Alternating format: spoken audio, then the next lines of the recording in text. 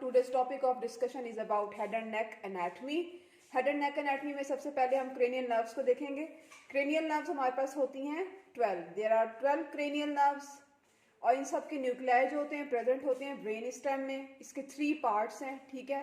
First जो हमारे पास 1 और 2 जो हमारे पास फर्स्ट 2 क्रेनियल नर्व्स होती हैं इनके कोई न्यूक्लियाई नहीं होते, ठीक है. और इसके बाद थर्ड और फोर्थ जो क्रेनियल नर्व हैं इनके न्यूक्लियाई होते हैं मिड ब्रेन के अंदर. Fifth cranial nerve, sixth, seventh और एट्थ, ये 4 जो क्रेनियल नर्व्स हैं इनके जो न्यूक्लियाई होते हैं वो पोन्स में मौजूद होते हैं. 9, 10, 11 और 12, ये 4 जो लास्ट वाली हैं इनके न्यूक्लियाई हो जाते हैं मौजूद होते हैं मेडुला ऑब्लोंगेटा में.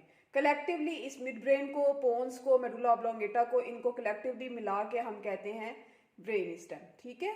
यानी हमारे पास 12 क्रेनियल नर्व्स हैं, इन सब के न्यूक्लियाई कहाँ पे मौजूद होते हैं? ब्रेन स्टेम के अंदर मौजूद होते हैं, ठीक है. ब्रेन स्टेम के होते हैं 3 पार्ट्स. 3 पार्ट्स कौन कौन से हैं? Mid brain, pons, medulla oblongata. First जो हमारे पास 2 क्रेनियल नर्व्स हैं इनके न्यूक्लियाई नहीं होते, ठीक है.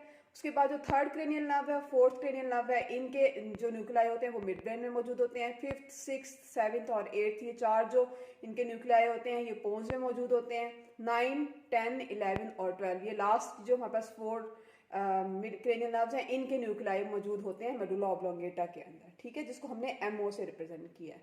अच्छा जी, उसके बाद हम आ जाते हैं क्रेनियल नर्व्स की अटैचमेंट्स जानना जरूरी है लोकेशन के हिसाब से. Cranial nerves which have the ventral attachment, वो क्रेनियल नर्व जिनकी वेंट्रल अटैचमेंट होती है. फर्स्ट और सेकंड जो क्रेनियल नर्व है ये वेंट्रल एस्पेक्ट ऑफ सेरेब्रम में मौजूद होती हैं, ठीक है. थर्ड जो है वो ventral aspect of mid brain में मौजूद होती है, क्योंकि देखें ना ये 1, 2, 3, 4 ये सारी मिड ब्रेन में मौजूद है ना, तो इसलिए थर्ड वन जो है ना, थर्ड भी ventral aspect of mid brain में होती है. 6th जो होती है इसका भी अटैचमेंट वेंट्रली होती है, वेंट्रल एस्पेक्ट होता है, लेकिन ये कहाँ पे मौजूद होती है? पोन्स में. हमने पढ़ा था ना 5, 6, 7, 8 ये हमारे पास पोन्स में है, ठीक है. उसके बाद ये लास्ट वाली जो 12 वन है ये भी वेंट्रली अटैच्ड होती है, ventral aspect of medulla oblongata में मौजूद है, ठीक है. ये सारी की सारी हमारी वो क्रेनियल नर्व्स हो गई जो जिनकी अटैचमेंट होती है वेंट्रल अटैचमेंट. उसके बाद हम आ जाते हैं, देखते हैं लैटरल अटैचमेंट वाली क्रेनियल नर्व्स को. तो उसमें 5th, ये 7th और 8th ये लैटरली अटैच्ड होती हैं, लेकिन ये होती सारी कहाँ पे हैं? पोन्स में मौजूद होती हैं. हमने पहले ही पढ़ा था ना 5th, 6th, 7th, 8th ये चारों हमारी पोन्स में मौजूद हैं, लेकिन इनकी अटैचमेंट जो है लैटरल अटैचमेंट है, ठीक है. 5th, 7th और 8th जो है ये कहाँ पे मौजूद हैं? पोन्स में होती हैं और ये लैटरली अटैच्ड होती हैं. 6th वन हमने पढ़ा था इसकी ventral aspect of mid pons में मौजूद है, ठीक है. उसके बाद 9th, 10th और 11th ये जो है ये भी लैटरली अटैच्ड होती हैं, लैटरल अटैचमेंट होती है इनकी, लेकिन ये कहाँ पे मौजूद होती हैं? मेडुला ऑब्लोंगेटा के अंदर. उसके बाद ये हमारी सारी की सारी वो क्रेनियल नर्व्स हैं जिनकी अटैचमेंट जो है वो लैटरल अटैचमेंट, लैटरली अटैच्ड है, ठीक है. हमने पहले पढ़ लिया वेंट्रल अटैचमेंट, उसके बाद हमने पढ़ लिया लैटरल अटैचमेंट के बारे में. उसके बाद हम पढ़ रहे हैं वो क्रेनियल नर्व जो कि डॉर्सली अटैच्ड है, ठीक है. ब्रेन स्टेम में डॉर्सली अटैच्ड है, वो है 4th क्रेनियल नर्व, ठीक है. और ये हमारे पास मिड ब्रेन के अंदर मौजूद होती है. 1st, 2nd, 3rd और 4th ये 4 क्रेनियल नर्व हमने पहले भी पढ़ी थी कि ये हमारे पास कहाँ पे मौजूद होती हैं? ये हमारे पास मिड ब्रेन में मौजूद होती है. तो ये जो अगर डॉर्सली अटैचमेंट की बात की जाए तो 4th जो है एक वाहिद ऐसी क्रेनियल नर्व है जो कि डॉर्सली अटैच्ड है, लेकिन कहाँ पे मौजूद है? मिड ब्रेन के अंदर मौजूद है. तो आगे अब हम इसके कंपोनेंट्स को देखते हैं. सब क्रेनियल नर्व्स के अपने अपने अलग कंपोनेंट्स होते हैं, उसकी स्टडी करते हैं. नेक्स्ट स्लाइड में हम उसको देखेंगे. Thank you so much. Allah Hafiz. Okay guys, अब हेड एंड नेक एनाटमी में क्रेनियल नर्व्स को डिटेल से स्टडी करने से पहले हम इसके कंपोनेंट्स देख लेंगे और उसके अंदर जो मौजूद न्यूक्लियस होते हैं हर नर्व के वो देखना ज़रूरी है, क्योंकि इसी न्यूक्लियस के अंदर जब मसले बनते हैं तो आगे जाके पेशेंट्स के अंदर डिफरेंट किस्म की क्लिनिकल मैनिफेस्टेशन हमें नज़र आती हैं. तो कंपोनेंट्स की तरफ चलते हैं. Components of cranial nerves. Cranial nerves may have sensory component, motor component और पैरासिम्पैथेटिक कंपोनेंट. क्रेनियल नर्व्स जो है 12 की 12 जो जितनी भी क्रेनियल नर्व्स हैं उनके ये तो सेंसरी कंपोनेंट हो सकता है, मोटर कंपोनेंट भी हो सकता है और इनके अंदर पैरासिम्पैथेटिक कंपोनेंट भी हो सकता है. So each nerve has minimum 1 component और मैक्सिमम 3 कंपोनेंट्स. हर एक नर्व जो है उसमें मिनिमम एक कंपोनेंट और मैक्सिमम 3 कंपोनेंट्स हो सकते हैं, ठीक है। अब चलते हैं ये देखने के लिए कि कौन कौन सी नर्व्स जो हैं वो प्योर सेंसरी हैं, कौन सी नर्व्स जो है वो प्योर मोटर नर्व्स होती हैं, कौन सी मिक्स्ड क्रेनियल नर्व्स होती हैं और कौन कौन सी ऐसी नर्व्स हैं जिनके पैरासिम्पैथेटिक कंपोनेंट्स भी होते हैं। तो प्योर सेंसरी नर्व्स जब हम इसकी बात करें तो हमारे पास फर्स्ट, सेकंड और एट्थ जो हमारे पास क्रेनियल नर्व है ये प्योर सेंसरी नर्व्स होती हैं। फर्स्ट को हम कहते हैं olfactory, second cranial nerve optic nerve कहलाती है और एट्थ जो होती है वो वेस्टिबुलो कॉक्लियर नर्व कहलाती है। जो फर्स्ट हमने पिछली स्लाइड में भी देखा था कि फर्स्ट और सेकंड जो ऑल्फैक्टरी और ऑप्टिक क्रेनियल नर्व्स है इनके न्यूक्लियस नहीं होते, they have no nucleus.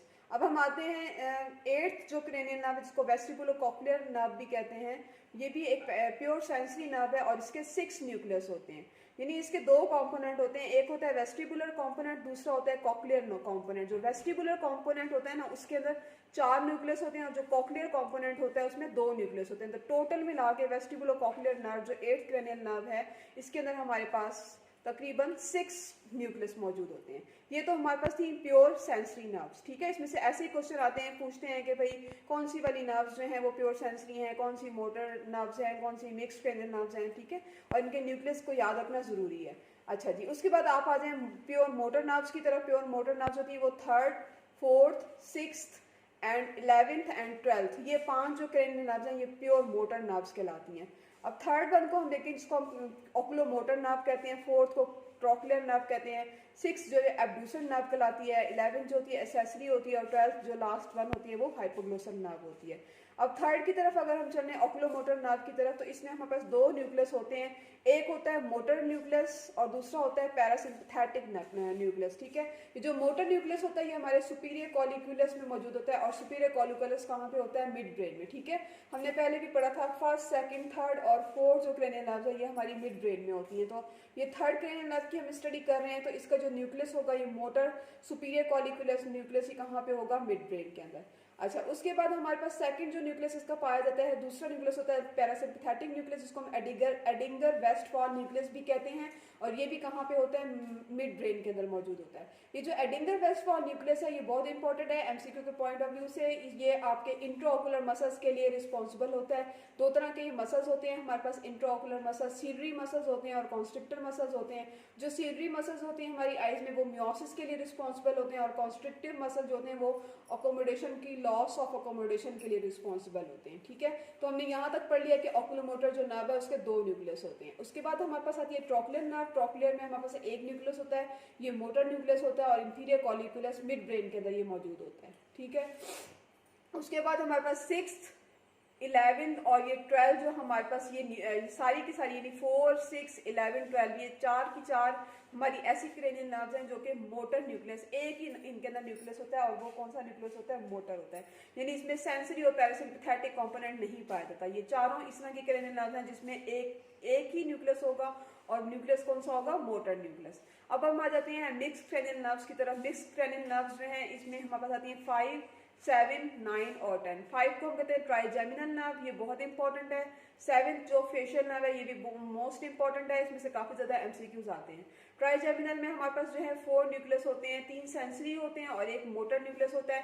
Trigeminal के बारे में हमने पहले भी पढ़ा था कि हमारे पास फर्स्ट 4 जो होंगी 1, 2, 3, 4 ये मिड ब्रेन में होती हैं, 5, 6, 7 और 8 जो होती है हमारे पास बोन्स में होती हैं, 9, 10, 11 और 12 ये हमारी कहाँ होती है, मेडुला ऑब्लोंगेटा में। तो अब चूंकि हम 5th क्रेनियल नर्व की बात कर रहे हैं, ट्राइजेमिनल क्रेनियल नर्व, तो इसके 4 न्यूक्लियस होते हैं, 3 सेंसरी कंपोनेंट्स होते हैं इसमें और एक हमारे पास इसमें मोटर कंपोनेंट होता है। ये सारे के सारे न्यूक्लियस कहाँ पे मौजूद होते हैं, पोन्स के अंदर मौजूद होते हैं, क्योंकि 5th क्रेनियल नर्व बेसिकली खुद भी पोन्स के अंदर ही होती है, ठीक है। इसके अलावा 7 की तरफ चलते हैं। 7 भी हमारे पास मिक्स्ड क्रेनियल नर्व है, ये फेशियल नर्व कहलाती है। इसके भी 4 न्यूक्लियस होते हैं, एक सेंसरी, एक मोटर और इसमें 2 पैरासिम्पैथेटिक कंपोनेंट्स पाए जाते हैं। उसके बाद हम आते हैं 9th वन की तरफ। 9th क्रेनियल नर्व को हम कहते हैं, ये भी मिक्स्ड क्रेनियल नर्व है और इसको हम कहते हैं ग्लोसोफेरिंजियल नर्व होती है। इसके भी 3 न्यूक्लियस होते हैं, एक होता है सेंसरी, एक होता है मोटर और एक होता है पैरासिम्पैथेटिक कंपोनेंट, ठीक है। ये हमारे पास 1 सेंसरी, मोटर और पैरासिम्पैथेटिक 3 न्यूक्लियस पाए जाते हैं। उसके बाद हम आ जाते हैं, ये हमारी हो गई सारी की सारी इस तरह से भी पूछा जाता है कि कौन कौन सी क्रेनियल नर्व्स हैं वो मिक्स क्रेनियल नर्व्स हैं। अगर आपसे पूछा जाए कि भाई कौन कौन सी cranial nerves mixed cranial nerves होती हैं, तो आप बता सकते हैं 5, 7, 9 और 10 जो है ये हमारे पास मिक्स क्रेनियल नर्व्स हैं। इनके नाम याद करना भी जरूरी है कि ऑल्फैक्टरी कौन सी होती है, ऑप्टिक कौन सी है, वेस्टिबुलोकॉक्लियर कौन सी है, ऑक्लोमोटर, ट्रोक्लियर, एब्डूसेंट, एसेसरी, हाइपोग्लोसल, ये सारे नेम्स याद करना भी बहुत इंपॉर्टेंट है, नेम्स अक्सर पूछे जाते हैं। ठीक है, उसके बाद हमारे पास आती है 10th वन, ये भी हमारे पास मिक्स क्रेनियल नर्व है। ये वेगस नर्व होती है, इसके 3 न्यूक्लियस होते हैं, एक सेंसरी, एक मोटर और एक पैरासिम्पैथेटिक न्यूक्लियस होता है। अब हम आ जाते हैं ऐसे क्रेनियल नर्व्स की तरफ जिसके पैरासिम्पैथेटिक कंपोनेंट्स भी होते हैं। तो हमारे पास 3rd वन, 7th, 9th और 10th। ठीक है, थर्ड की तरफ हम चलते हैं। इसके 2 न्यूक्लियस थे, एक मोटर न्यूक्लियस था, दूसरा पैरासिम्पैथेटिक। ठीक है, तो 3rd वन हो गई। उसके बाद हमारी हो गई 7th वन, यहाँ लिखा हुआ है तो 7 में हम चलते हैं। 4 न्यूक्लियस हैं, एक सेंसरी है, एक मोटर है, 2 पैरासिम्पैथेटिक है, तो इसके अंदर भी पैरासिम्पैथेटिक कंपोनेंट होता है। 9th की तरफ चलते हैं। 9th में देखते हैं जनाब 3 न्यूक्लियस है, तो एक सेंसरी है, एक मोटर है, इसका भी पैरासिम्पैथेटिक कंपोनेंट है। ठीक है, उसके बाद अब वेगस की तरफ चलते हैं 10th वन की तरफ, तो इसमें भी एक सेंसरी, एक मोटर, इसके अंदर भी पैरासिम्पैथेटिक कंपोनेंट है। तो वो क्रेनियल नर्व जिनके पैरासिम्पैथेटिक कंपोनेंट होते हैं वो कौन कौन सी क्रेनियल नर्व्स हैं?